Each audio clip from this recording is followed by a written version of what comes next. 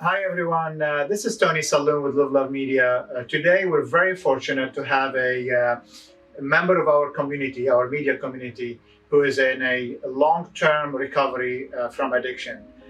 Brent Norton, thank you. Genuinely, thank you for joining us today.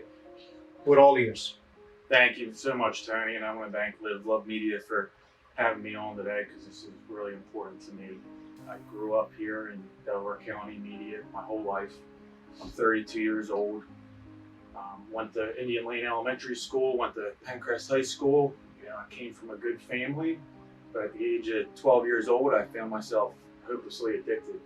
Started with alcohol, marijuana, upgraded the pills. At my bottom, I was hopelessly addicted to heroin. It doesn't care, you know, who your family is. It doesn't care if you have a house. It doesn't care what your job is. It will bring you to your knees if you continue to live that life. I want to tell people out there that, there is hope. Finally, I remember being in my mom's kitchen, um, and I said the most honest prayer I've ever said in my life. I said, I need help. Luckily, my family was willing to help me one last time, and I just surrendered to the program. I got into local rehab. They sent me down to Florida. I stayed in Florida for a year in a recovery house. I ended up starting to work in the drug and alcohol field for the past over 8 years. I have 9 years clean and sober. So for 8 years, I've been working. Congrats, man. Yeah, thank you so much. Good for you. Yeah. Good for you. And it was always my dream to have my own center to help people. So just this past year, we started 2 male recovery houses for people who have addiction issues or mental health issues. And then we started an outpatient addiction clinic. It's called Pennsylvania Recovery Center. And This is awesome. it's just my heart and soul. We That's love awesome. what we do. We love helping people. And my life has just keep gotten better and better. I have, my family's back. I have genuine friendships. I don't waste all my money. I went from being homeless to a homeowner, something I never thought that would ever happen to me, owning a home.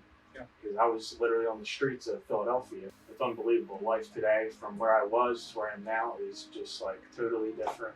If I have to pick one little thing I can do to help someone in my life who has an addiction. It's a chronic relapsing brain disorder. So you're not making a choice anymore if you're addicted to drugs. At least 21 million Americans in this country that struggle with addiction.